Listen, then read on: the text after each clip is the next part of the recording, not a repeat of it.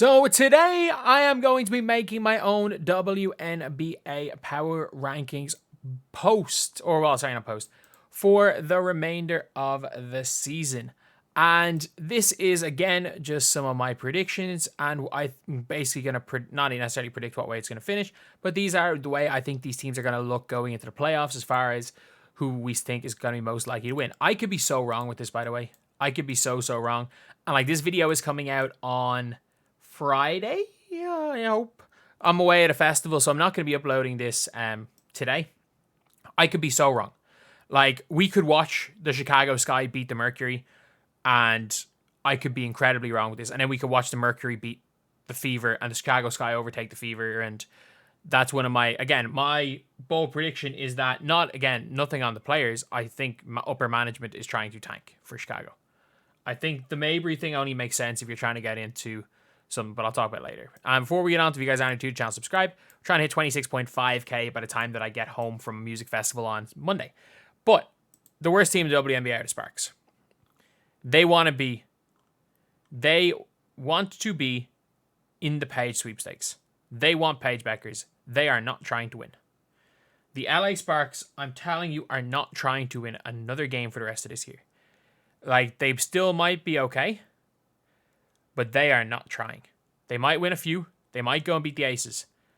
They might beat the Aces and if they have to play them again and lose every other game. But the Sparks are not trying to win. This rest of this season is go get Hamby her stats to try and make an all-WNBA team. Go get Rickea Jackson her stats to try and make the all-rookie team. And get her used to scoring and having a bigger role. And then prepare for next season. Hope you do well in the draft, because this team is not trying to win. At 11 is the Washington Mystics. They're in the Paige Becker sweepstakes. And I think the Mystics are good. I don't care what anyone says. Brittany Sykes, Shakira Austin. Like, you've got a starting five of Shakira Austin, Brittany Sykes, Ariel Atkins, Hines Allen, and or probably Shakira. No, you probably go Shakira Austin instead of Hines Allen. It probably goes Dolson, Shakira Austin, Brittany Sykes, Ariel Atkins, and Julie Van Loo. That's a really good starting five. And then you've got Walker Kembro off the bench. You've got obviously Carly Samuelson. She's not out for the year, I don't think. I think she might be back soon enough. You got her off the bench. You got Hines Allen. You got Jade Melbourne. I just think they're going to be trying to lose. I just think that we are in tank mode, especially because they might have 2 lottery picks. I think they're going to be trying to get that best chance of Paige Beckers, because I like Julie Van Loo, but Paige Beckers running that point guard. That could be scary. That could be scary hours. I think the Dallas Wings are going to be worse than we all think. Again, this is a team that is not necessarily trying to win any games. They're not. This is a roster. They got rid of Odyssey Sims. And you might be saying, oh, they had to get rid of Odyssey Sims. They kind of did. But they could have given away a second-round pick to keep her. They could have done something to keep Odyssey Sims in Dallas. They could have gotten rid of Lou. They could have just given away Lou. Like, I'm guessing the Sparks were trying to offload Lou to anybody. Because, well, not Sparks, the Wings, because she just doesn't play. With Satu back, with Seegers back, they're going to win a couple more games. But for them, you just need to get in that lottery. You need to get in that lottery. And another team, I think the Chicago Sky are tanking. And again, the players aren't going to tank. These players are not going to tank. Do you really think the likes of Cardoso, Angel Reese, Kennedy Carter are going to do anything other than go at full speed? No. I don't think we see Elizabeth Williams come back this season. She's incredibly good, but I don't think we see her come back this season. I think we see, there's no way a team trying to win has constructed a roster this badly. There's just not. They literally had a free roster spot, and they used it to take Mariah Jefferson when they knew Odyssey Sims was probably going to become available. This is literally a team that is not made to win. And that's not saying, I could be wrong, because again, Teresa Weatherspoon is not going to try to lose any games. Their players are not going to try to lose any games. You've got someone who outworks every single other player at Angel Reese, and you've got a guard that only knows one speed, and it's go in Kennedy Carter. They're going to win more games, but I have a weird feeling they're going to try to drop. And then I have the Phoenix Mercury at 8. The reason why I got the Phoenix Mercury at 8, I think they're going to be exhausted. I think they're going to be absolutely exhausted after the Olympics. Like, this is a team that is... What do I keep... Is this it? Is this roster? But this is a team that's good, but you've got Brittany Griner, who's getting on there in years, who's been injured. You've got 42-year-old Taurasi, who hasn't had a break. It's going to be tough for her. And, again, you've got a solid enough team, but that's really it. It's a team that's basically been one win, one loss for the entire year. 13-12. I think that they're going to struggle going into the playoffs. I think the Atlanta Dream pick up some form. They're the only team that I can see really going for the playoffs, because they don't have their own first round pick. Them getting into that lottery does not help them. And it's not a Chicago Sky situation where you might get like the 4th pick. And by the way, for the Chicago Sky, the reason why I think they're tanking is they're not going to get Paige Beckers. I think they're in the Olivia Miles sweepstakes. If you look at the 2025 free agency class, how many good point guards are there? Not many. Like Erica Wheeler, unless again you are looking for Odyssey Sims, which it doesn't seem like they are.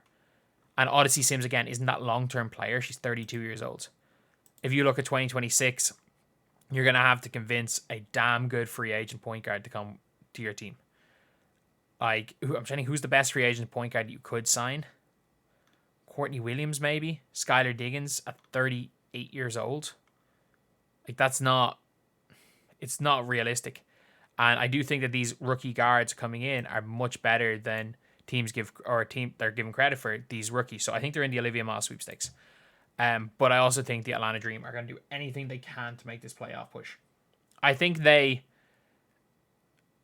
that's my like real call, is that they make the playoffs. Is that they go make the playoffs. I don't think the Sky are trying to. If the Sky, by the way, I could be so wrong. By the time this video comes out, the Sky could have gone out and beat the living crap out of the Mercury, and I'm wrong with this. If the Sky are trying to win and this lineup somehow works, put the Sky over the Atlanta Dream, get the Atlanta Dream down. But I just don't. I have this feeling that they're trying to tank.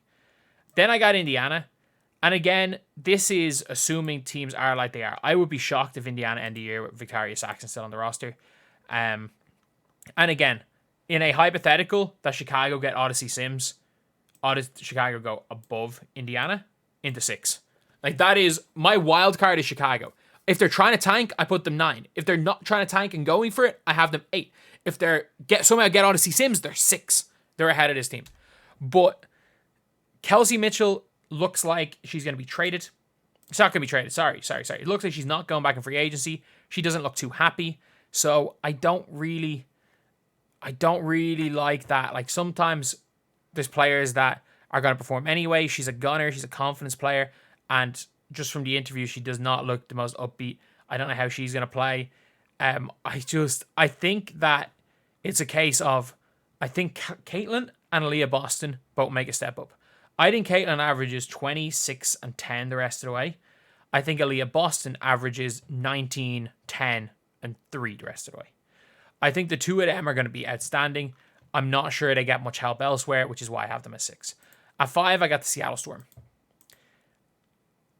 The Seattle Storm season comes down to, can Jewel Lloyd figure out how to shoot again? That's what it comes down to. She's shooting 36% from the field and 26% from 3. Embarrassingly bad shooting numbers.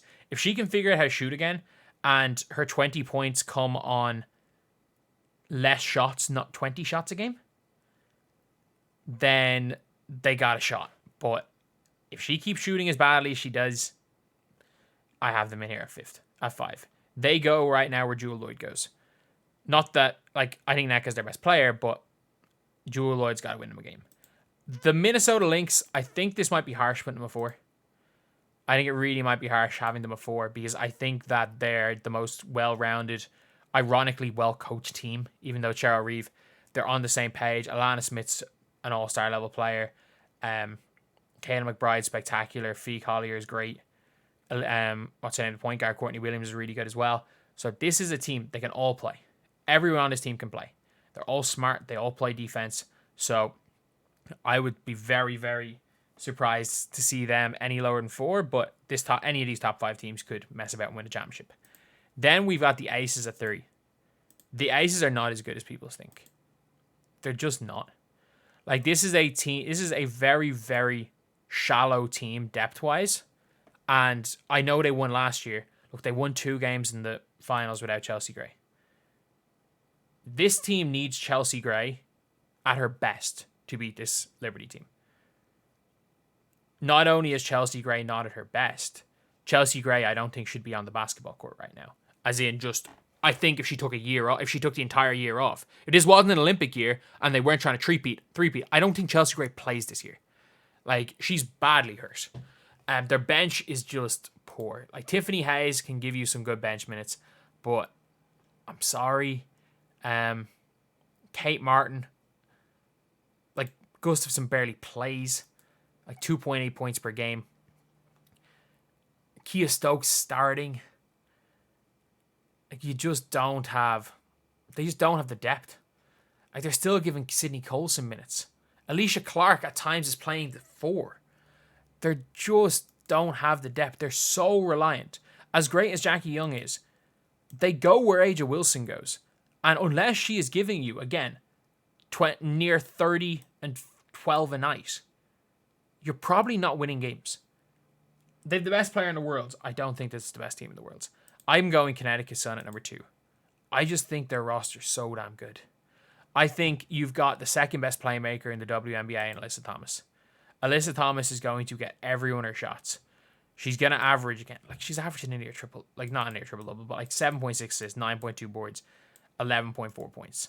And she's not that much of a scorer. But look, she's going to find Carrington wide open. She's a big reason why Carrington's averaging 13 a game. Marina Mabry is probably going to average her 14 a game, except she's going to do a much better efficiency playing with Connecticut. And again, as well, Marina Mabry is a great passer. So you've got another good passer on the team. Dewana Bonner is brilliant. Ty Harris is good. Bree Jones is an all-star. I really like this Connecticut team. I think if they get hot, they can beat anyone on any given day. But the best team in the WNBA is the New York Liberty. The New York Liberty are the best team in the league. And I don't necessarily think there's much debate. You've got, like, even when Kennedy Burke comes in and suddenly starts lighting teams up, Kayla Thornton can come in and start lighting up. Niara Sabali's coming back and is one of the better backup bigs in the WNBA. Leni Fibic is genuinely the best bench player in the entire WNBA. She was better than Satu in the Olympics. You've got Courtney Vandersloot, who's not what she used to be, but she can still pass the ball a bit. Courtney Vandersloot and Chelsea Gray are both in that, like, yeah, they're not what they used to be, but they're still good, really good passers. Sabrina Ionescu is second in the MVP race for most people. And then you've got Breanna Stewart and Jonquel Jones, who a lot of people argue are all 3 of them are top 6 players in the world. With Benijah Laney Hamilton, who is a lockdown defender who hits shots and averages 13 a game, who's basically like a couple of year older version of Dejanay Carrington.